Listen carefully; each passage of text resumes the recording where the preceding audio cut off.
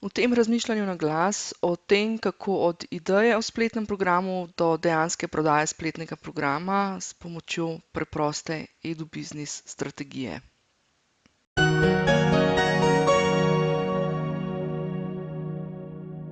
Hvala, Maruša tukaj iz eDogodek.si, kjer svoj spletni izobraževalni dogodek lahko promoviraš tudi ti. Ja, takole je, ne. Od ideje, da bi naredil spletni program, pa do dejanske prodaje je lahko zelo dolga pot. In če se vsega skupaj ne lotiš strukturirano pa strateško, je pa lahko še daljša.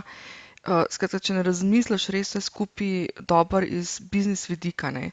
Če ti ni jasen, v bistvu, kaj točno boš prodajal, kaj je namen tvojega programa, je tvoj program mogoče tisti core produkt, ki ga želiš prodajati, tisti jedrni produkt, ali je mogoče tvoj program samo način, da prideš do strank, ki kupijo mogoče nekaj drugega, neka, ne vem, svetovanja individualna in tako naprej. Če ne razmisliš, kam vse to skupaj vpeti v tvoj preostali biznis, ker dostikrat vidim pač sploh na slovenskem trgu, je ta edubiznis pravzaprav nek dopolnjujoč ali pa nek dodaten biznis k nekemu osnovnemu biznisu in tako naprej, ne. Skratka, v edubiznisu, ne, še posebej tem online edubiznisu, je namreč eden od večjih izzivov v bistvu glih to, da imamo na voljo res obilico formatov. Od tistih, ko izvajamo programe v živo, to se pravi razne e-delavnice ali pa neke daljše vodene programe, mentorske, kakorkoli jim že rečemo, do tega, da imamo možnost posnetih formatov, s tem, da tudi pri posnetih imamo varianto, ali da pripravimo vse vnaprej, pa vse zavtomatiziramo, ali pa mogoče nek voden program sicer deloma snemamo, deloma pa izvajamo v živo in v tem primeru snemamo sproti in tako naprej. Da ne omenjam, da imamo potem še itak variante, ali individualno ali skupinsko, pa potem ali je to mesečno ali je to, ne vem, v nekem obdobju, pa vprašanje, koliko bi računal, pa tako naprej. Skratka, evo, da vdihnem. Vprašanje gre tukaj res za vprašanje poslovnega modela. Jaz se sicer osredotočam res na ta edubiznis model, to se pravi, kako zdaj vse te formate, bom rekla, nekako strukturirano spraviti v celoto. In v bistvu sem pogruntala, da je to vprašanje pravzaprav toliko bistveno, da v prejšnjih izvedbah e-šole e-facilitiranja sem recimo se s tem ukvarjala v četrtem modulu. Zdaj sem se pa odločila, da v naslednjih izvedbah pravzaprav res štartamo s tem, ker če ne veš, kam greš, je potem cela pot, bom rekla, meglena in ne veš, kje bi se lotil, in tako naprej. Okej, zdaj pa, kaj je rešitev, ne. Jaz sem dolgo let, še ko sem tudi delala v korporaciji, sem iskala način, kako pravzaprav prikazati ljudem, ko gradijo pač te programe, ne, kako jih zgraditi, da so, bom rekla, da imajo rep pa nogo, rep pa glavo, kako se lotiti, ne. Zdaj včasih, mogoče, če si znaš predstavljati, včasih so temu rekli, imamo basic program, to se pravi nek osnoven program, pa imamo nek advanced oziroma nek naprednejši program, ne. Zdaj seveda to vse lepo in prav, ampak čim imamo pa potem še različne formate in tako naprej, pa vprašanje je, kaj bi avtomatizirali, pa kaj ne bi avtomatizirali, kaj bi peljali osebno pač vodeno in tako naprej, pridemo pa takoj do enega malo večjega izziva. Ampak ta izziv je pravzaprav zelo lahko rešiti z enim modelom, ki sem ga odkrila pred par leti. Tudi model je zelo, zelo frišen, svež, iz leta 2006. Zdaj mogoče se bo komu zdelo, pač kako lahko govorim, da je frišen, ne, če je že to star 13 let, no, ampak glede na to, da večino stvari, o katerih pravzaprav, ki jih uporabljamo, tudi v online izobraževanju, pravzaprav izhaja iz teorij izobraževanja odraslih, ki so stare že, ne vem, 100–150 let, ne. Tako da ta model, če je star samo 13 let, če je tam iz leta 2006, mogoče 2007, 2005, no, približno, recimo slabih 15 let v tem momentu, ko tole snemam, je pravzaprav zelo updatan oziroma zelo posodobljen. Izhaja pa v bistvu naslov je 5 momentov učnih oziroma izobraževalnih potreb, ne. Zdaj originalno je 5 moments of learning needs. Jaz sem sicer mislila, da to na splošno, namreč napisala sem en daljši članek na eDogodek.si, ga najdeš. Imam en res 3-delni članek, kjer razložim vse to res v nulo. pa mislim, da sem tam uporabila 5 momentov izobraževalnih potreb, pa mislim, da je skoraj boljše, če rečem 5 momentov učnih potreb, ker namreč izhaja iz udeležencev. To se pravi, udeleženci so tisti, ki se učijo, ne pa izobražujejo, ne, oziroma pač stvar semantike, no. Ampak gre za to, da model sta razvila dva strica, Konrad Gottfredson pa Bob Mosher. Razvila sta ga sicer za potrebe izobraževanja v organizacijah, ampak v resnici je primeren povsod, kjer izobražuješ oziroma kjer poučuješ nekaj aplikativnega. Torej, ne akademskega, ampak aplikativnega. Torej, nekaj, kjer morajo ljudje znati to po možnosti čim prej prenesti v prakso. Ali znati nekaj narediti, ali znati nekaj, pač nekako se transformirati, doseči nek rezultat, skratka, ne. Zdaj, jaz bom šla na hitrico za namene tegale razmišljanja na glas, bom šla zelo na hitrico čez teh 5 momentov. Tako kot sem pa rekla, zelo podrobno so opisani v tistemle na blogu, edogodek.si, pa če tam potem v iskalniku pobrskaš pod 5 momentov, pa ti vrže ven zadevco. Zelo podrobno gremo pa potem tudi skozi v e-šoli e-facilitiranja, kjer pa ne gremo skozi samo, bom rekla, na tej, kako naj rečem, na tej teoretični ravni, ampak gremo res zelo individualno. Pravzaprav tukaj gre za zelo individualen pristop, ne. Pač model, kakor ga jaz oblikujem, najbrž ne bo vzdržal pri neki drugi stranki, ki ima neke druge potrebe in nek drug sistem ozadaj. Tako da pač to je neka stvar, ki jo je treba narediti individualno, ali jo narediš sam, ali jo narediš s pomočjo nekoga, ki te vodi, ki malo pobrainstorma s tabo ali kakorkoli. Zdaj, kjerih je teh 5 momentov? Prvi moment, jaz jih bom zdaj naštela po vrsti, prvi moment je new oziroma novo. To je takrat, ko je temu našemu udeležencu, tej naši stranki nekaj novo, nekaj sliši prvič. Ve, da ima nek problem, nek izziv, neko težavo, nekaj želi rešiti, ne ve še kako.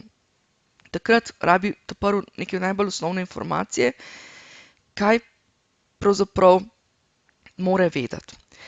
Potem pa drugi moment je more, to se pravi, ko naša stranka ali udeleženec že želi vedeti več, torej več, ko že rabi, ne vem, mogoče neka navodila, neke konkretne postopke, kako to vpeljati v prakso in tako naprej. Tretja točka je apply. Pazi, apply pomeni pač aplicirati, kar pa zdaj ne pomeni samo pač, da znaš nekaj narediti v smislu nekaj tehničnega, ampak je ta apply lahko tudi v smislu, ne vem, da znajo nekaj, da se lahko pretransformirajo, da mogoče znajo, da se spremenijo in tako naprej, ne. Skratka, da ne samo, da bom rekla, na tistem nivoju znanja vejo, kako to narediti, ampak to dejansko tudi naredijo, ne. Če dam jaz primer, recimo na nivoju new, bi pri meni pomenilo, recimo za spletni tečaj delati, da ljudje sploh vejo, kaj pomeni spletni tečaj, da vejo, kakšno opremo rabijo, da vejo, kakšni so postopki, da vejo, koliko to vse skupaj stane in tako naprej, ne. Potem na nivoju more jim že dam, tam je v bistvu že, recimo, jaz že prodajam spletni tečaj, kako narediti spletni tečaj, ker jih že peljem do tega, kako lahko to naredijo. Ni pa nujno, da bojo to tudi naredili. Potem imamo jedro, ki je pač srž vsega skupaj, je apply, da to dejansko naredijo, ne. Recimo sicer moj spletni tečaj res vodi do tega, da naredijo, ampak zgolj v programih, kjer jaz vodim osebno oziroma kjer jaz zdaj z njimi delam, res lahko zagotovim oziroma jih čekiram, da so pa tudi naredili dejansko, recimo, ne. Pač mogoče, da tukaj naredim eno ločnico, no, mogoče ni glih najboljši primer, ampak toliko, da razumeš, ne. Potem imamo pa še četrto pa peto. Četrti pa peti moment sta pa change pa solve. Zdaj, v bistvu niti nima veze, kjer je prvi, kjer drugi. Za prve tri je pomembno, da so tako new, more, apply. Change pa solve je pa pravzaprav, jaz sem jih celo združila pač skupaj. Gre pa za to, da change gre, ko se stvari spremenijo, ne. Recimo, dostikrat je to primer, recimo v mojem primeru s spletnimi tečaji bi bil to primer, ko mogoče pride neka nova tehnologija, pa da pokažem, pa naredim nek program, kjer pokažem samo nek update, bi se reklo, ne. A pa recimo mogoče kot podjetniki se mogoče znate najlažje predstavljati ta change kot v računovodstvu, ne. pač neke postopke in nekaj si se naučil, nekaj računovodskega, potem pa pride nekaj novega in v bistvu nas mora naše računovodje obvestiti, pa nekako informirati, izobraziti, kaj je novega, ne. Ali pa recimo v računalništvu so to neki updati, da pač se naučiš novo različico softvera uporabljati in tako naprej, ne. Medtem ko solve oziroma rešiti je pa to v bistvu, kadar govorimo o tem, da smo človeka nekaj naučili narediti, potem pa to ni glih tako delovalo, kot smo ga mi naučili, ne. Ker jasno, pač postopki, ki jih učimo, bom rekla, so nekako, nekako splošni, potem pa recimo pride, ne vem, primer, ko ima pa nekdo res nek oseben izziv ali kakorkoli, pa zadeve mogoče ne delujejo točno tako, kot smo ga naučili, pa rabi potem pač nek podporni program ali kakorkoli, ne. Ali nek intervencijski klic bi se rekli, ali je to neka druga oblika, no. Skratka, jaz sem tudi v tem članku na blogu na edogodek.si sem zelo konkretno napisala tudi tipične primere tipičnih formatov, ki so primerni v vsaki od teh faz. Namreč recimo, mogoče samo toliko za intermezzo, na primer, če vzamemo fazo new, torej ko je nekaj novo, je recimo to je format oziroma to je znanje, ki si ga ljudje želijo dobiti takoj ali pa vsaj čim prej, ne. Ne morejo čakati zdaj 2 meseca, da jim ti pojasniš neke čisto osnovne zadeve, ne. Kar pomeni, tukaj nam avtomatika v tem online educationu, sem hotela reči, v online izobraževanju, pride prav, ker lahko avtomatiziramo s pomočjo nekega spletnega tečaja, posnetega webinarja ali česarkoli, avtomatiziramo, da lahko ti naši udeleženci to informacijo, to osnovno informacijo dobijo takoj oziroma čim prej. In tukaj tudi pač neka, bom rekla, neka naša tržna prednost lahko pred drugimi, ki poučujejo na neko podobno vsebino ali pa neko isto vsebino, seveda vsak poučuje na nek svojstven način ali kakorkoli, ne, ampak če mi ujamemo stranko v tej fazi, da ji že čim prej ponudbo nekaj iz tega področja new, smo pridobili tisto našo tržno prednost v tem smislu, ker smo bili prvi, ki smo ji dostavili oziroma ki smo ji dali neko znanje iz tega področja, ne. In dostikrat se potem iz tega tudi razvije, da pač stranka prvega, ki ga najde, mu nekako sledi. Zdaj pa tako, ne. Izziv, ki pride, je, če prodajaš v napačnem momentu. Torej, prvi izziv, ki v bistvu nastane, če nimaš dobro razdelanega, bom rekla, tega edubiznis poslovnega modela, je to, da se lahko hitro zakvačkaš, zaštrikaš, kakorkoli že, no, če prodajaš izdelek, program, izobraževalni program v napačnem momentu. Bom dala kar konkreten primer, recimo moment new, to se pravi to, ko je nekaj za nekoga prvič, ne. Ko prvič slišiš, prvič se poduči v tej zadevi, ne. Zdaj, če si predstavljaš, da si ti mogoče nek trendsetter, pa to se pravi nekdo, ki prenaša nekaj novega, nek nov trend na nekem določenem področju, bo kar velik izziv, no, da prodaš en infoprodukt, ki je čisto osnoven in kjer pravzaprav razlagaš šele pravzaprav, kaj delaš, ne. Tako da tukaj moraš biti zelo pozoren, ne. Recimo zdaj, če bi jaz rekla, pred kratkim sem izdala tisti spletni tečaj, promocijski spletni tečaj, oziroma tečaj, ki uči, kako delati promocijske spletne tečaje, v katerem res razložim čisto tiste osnovne zadeve, pač kako se spletni tečaj naredi, kakšni so postopki in tako naprej. In zdaj, če je to za nekoga novo, ne, če je to za nekoga, ki prvič sliši, da pravzaprav lahko s spletnimi tečaji dela promocijo online, ne, ga težko pravzaprav prepričam, da ne gre kar to kupiti, ne. Mogoče nek delež ljudi bi iz verbca to kupili, ne, iz verbca, to se pravi iz radovednosti, pa če bi bil mogoče dosti, bom rekla, ugodna cena in tako naprej. Ampak v resnici, ne, če ljudje niti ne vejo, za kaj točno gre, če nisi pravzaprav že prej dosti ogrev publike, če ta publika že pravzaprav ne ve točno, za kaj gre, ne, boš težko prodal en tak produkt. Jaz temu produktu rečem, pač na tem nivoju new, jaz rečem, da so to infoprodukti. Informacijski produkti, ki jih sicer seveda za neko določeno vsoto definitivno tudi lahko prodajaš, ne, nisem rekla, da jih ne moreš, ampak je vprašanje, kateri publiki, kateremu udeležencu, ne. Tako da za nekoga, ki je v momentu new, ki sploh ne ve, da to pravzaprav lahko počne, je malo večji izziv mu to prodati, no. Tako da to je prvi izziv, da točno veš pravzaprav, da točno veš, v katerem momentu je smiselno zadeve prodajati, to se pravi, v katerem od teh 5 momentov učnih potreb je zadeve smiselno prodajati, kje jih je pa bolj smiselno upsellati. Upsellati oziroma, pravzaprav, če sem čisto iskrena, niti ne poznam slovenskega izraza, je pa zelo, bom rekla, sta pa zelo dve stvari, ki sta v online izobraževanju uveljavljeni, to sta ta upselling pa cross-selling.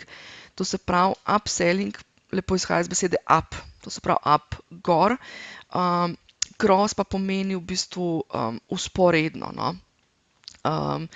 In upselling in cross-selling sta dve zadevi, ki jih zelo, zelo težko delaš, če pravzaprav nimaš osnovnega modela, postavljenega, zastavljenega, sta pa zelo dobrodošli, ker sploh v online izobraževanju te cross-sellinge pa upsellinge delaš lahko zelo enostavno. Bom zdajle v nadaljevanju tole šla majčkeno bolj podrobno razložiti, pa dajmo najprej začeti z upsellingom, ne. Upselling pomeni, da pravzaprav stranki, ki je kupila en produkt, potem upsellaš oziroma prodaš višje, dražji produkt. Pomembno je, da ga prodaš, da je iz istega področja. Dajmo zdaj pogledati mogoče en moj primer. Imam spletni tečaj, kako narediti načrt za spletni tečaj. To je spletni tečaj, ki ne vem, včasih sem ga imela brezplačno, zdaj sem mu dala neko čisto simbolično ceno, ne vem, 10-12 evrov, nekaj takega, ne. Skratka, nekdo, ki se zanima za ta spletni tečaj, mu jaz potem, ko ga kupi, mu rečem, okej, lej, vidim, da se zanimaš za spletni tečaj, mislim, pravzaprav niti ne rečem, pač tukaj pač je logično, pač zanima ga, kako narediti spletni tečaj, in zdaj mu naredim upselling, da mu rečem, okej, lej, če v roku, ne vem, 2 tednov, zdaj se izmišljujem, no, kupaš še spletni tečaj, kako narediti spletni tečaj, ki je pa zdaj pač ne vem, koliko je, skoraj 10-krat dražje je, ali pa tam ne vem, ene 8-krat dražje ga prodajam, no. Rečem, okej, v roku 2 tednov, če se odločiš, če ti je to, če vidiš v tem spletnem tečaju, kako narediti spletni tečaj, če vidiš, da je to, lahko v roku 2 tednov kupaš spletni tečaj, kako narediti spletni tečaj po osnovni ceni, s tem, da ti odštejem pač tale spletni tečaj, ki si ga pravkar vplačal za tistih, ne vem, 10-15 evrov ali kakorkoli že je, ne. Zdaj pač jaz sem se odločila pač v tem kontekstu, ne, ker točno vem, da je moj core produkt na tem nivoju, ne, je moj core produkt oziroma moj tisti osnovni produkt je, da prodam spletni tečaj, kako narediti spletni tečaj. In mi je čisto vseeno in mi ni škoda denarja, da izgubim, mislim, se pravzaprav ne izgubim, ne, ker če nekdo če se je nekdo mogoče odločil, da bi samo kupil tistega, kako narediti spletni tečaj, to se pravi tistega cenejšega, potem v tem momentu, ko sem mu uspela prodati dražjega, sem pravzaprav dodala vrednost temu ta prvemu, ali kako bi se reklo, no. Podoben primer recimo imam iz spletnimi tečaji oziroma iz e-šolo, e-facilitiranja. Jaz vem, da je to pač moja tista apply varianta, to se pravi, to je tisti moj tretji moment, bom rekla, produkt iz tistega tretjega momenta, ko jaz res lahko pomagam stranki oziroma udeležencu, da res dobi celotno znanje, ne. Mislim, v spletnem tečaju, o delanju spletnih tečajev se pravzaprav nauči en majhen delček tega, kar je pomembno, ko greš v online svet, ne. Tam se pravzaprav nauči samo tega, kako delati spletne tečaje. Medtem ko je online izobraževanje dosti več, ne, od tega, od biznis vprašanj do marketinga, do izvajanja izvedb v živo, do platform, v katerih postavljate in tako naprej. Skratka, če jaz vem, da je pač moja e-šola, e-facilitiranja tisti moj core, jedrni produkt, lahko spet upsell delam tudi iz spletnega tečaja o delanju spletnih tečajev, kjer potem ponudim stranki pa rečem, okej, lej, za eno tako ceno dobiš e-šolo, e-facilitiranja, pač naslednjo izvedbo, ne. In delam ta upselling. Saj, tako kot sem rekla, upselling lahko delaš na ta način, jaz ga pa pač delam na ta način, da v bistvu samo doplačajo v večini primerov, ali pa recimo, ne vem, iz 2-tedenskega dostopa, en spletni tečaj o delanju spletnih tečajev, na primer, imaš lahko dostop 2 tedna. Mislim, da je to najkrajši dostop, pa potem 3 mesece ali kakorkoli že, no. in rečem tistmu, ki je kupil za 2 tedna, ki je recimo mogoče samo firbca, kako pravzaprav se zadeve lotiti, mu rečem, ok, lej, dam ti za 2 tedna, ampak če se v roku teh 2 tednov odločiš, da vidiš, da je to, ti dam za razliko do celoletnega oziroma vseživljenjskega dostopa, ti odštejem pač to, kar si že plačal, ne. Tako da, lej, primerov je mljavžent, vsak pravzaprav lahko najde nek svoj sistem, nek svoj model, je pa jasno, da pač moraš izhajati res iz tega, da si pač sam na začetku narediš neko strukturo, nek tak svoj edu-biznis model, kjer točno veš, kaj je tisti osnovni produkt, katerega lahko potem dodaš in tako naprej. Skratka, ne vem, tukaj bi bil tudi lahko primer, recimo, da imaš mogoče neko knjigo, ki jo prodajaš, pa je to štartni produkt in potem vsak, ki kupi knjigo, mu rečeš, ok, lej, jaz pa zraven ponujam še tale spletni tečaj, ki pa ti pokaže, kako implementirati ta znanja iz knjige tudi v prakso, ne. Skratka, pri upsellingu gre res za to, da ti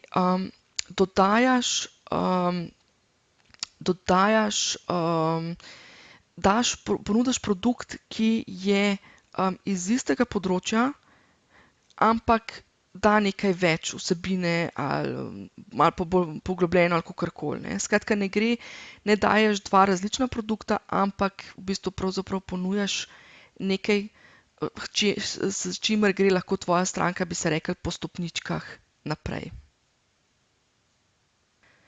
Tako, zdaj pa poglejmo še cross-selling.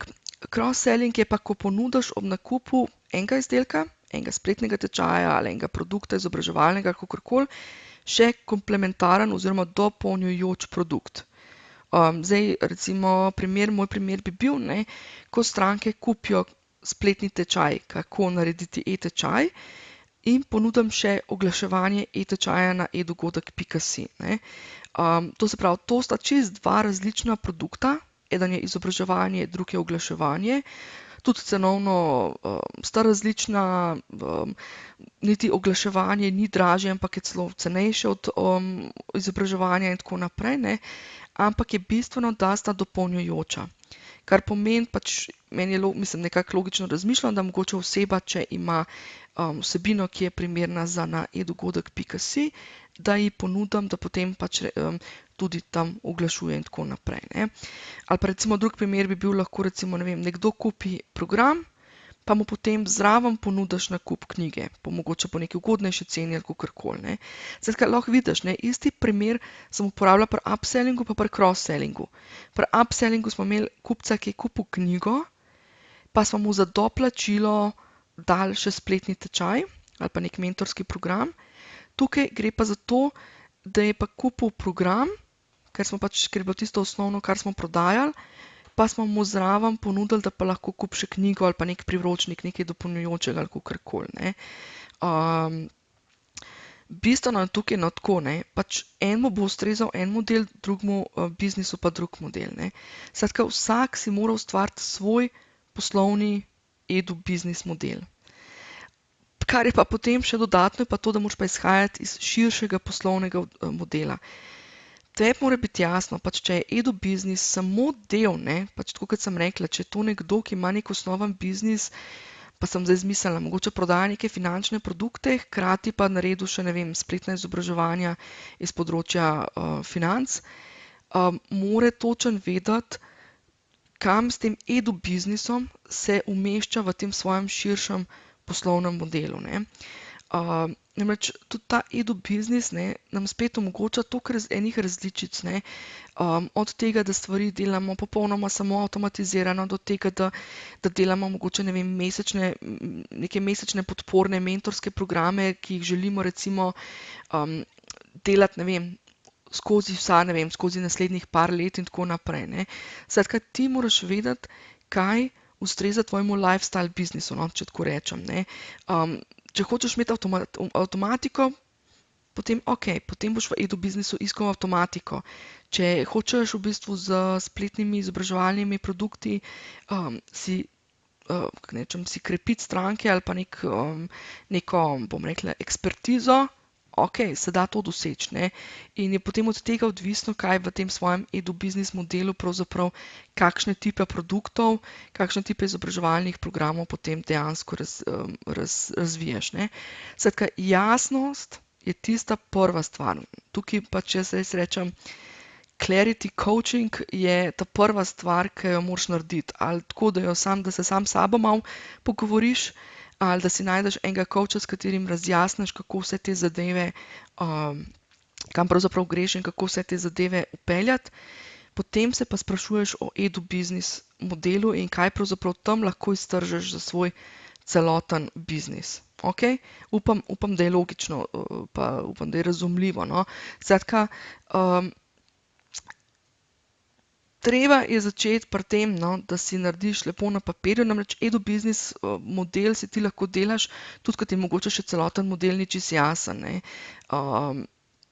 Je pa fino seveda, da pred tem poznaš vse formate, pa da veš, kakšne načine izvajanja programov kakšni načini so ti na voljo in tako naprej.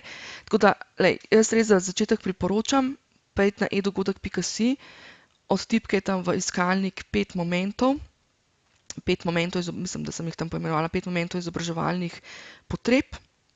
Poglej si blog, v 3 delih je, greš res step by step, se poučiš o tej zadevi, delaš, brainstormaš na papirju, zdajle tale blog oziroma tale video oziroma podcast, ali kakorkoli že temu rečem, no, tole razmišljanje na glas snemam zdajle, evo, ravno pred poletjem 2019, tako da, če ga poslušaš v real timeu, ne, bo poletje super čas, da si vzameš svinčnik papir oziroma kar eno beležko, pa brainstormaš na plaži, pod drevesom, v parku, kjerkoli že si. Za tiste, ki se boste pa pridružili e-šoli e-facilitiranja, mimogrede, tisti, ki tole poslušate v juniju ali pa v začetku julija 2019, do 15. julija 2019 je 5 mest oziroma samo še 4 so na voljo po res super, super early bird prijavi, to se pravi super zgodna prijava, kjer sem dala res popust 50%, tako da tisti ta hitri lahko facilitirate, super, kako se reka, zgodne ptice facilitirajo ceneje, no. Tako da v e-šoli e-facilitiranja pa jaz pač tudi grem z vsako stranko oziroma z vsakim udeležencem, ki seveda to želi, se tega lotimo individualno, ker tako kot sem prej rekla, to je individualna zadeva, ne.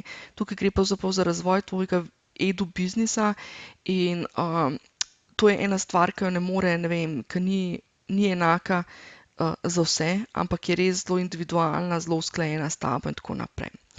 Tako da, tej torej edu-biznis strategiji pa sledita še marketinška in pa prodajna strategija, obedve seveda fokusirane na prodajo izobraževalnih programov, več o tem pa v naslednjih 2 razmišljanjih na glas.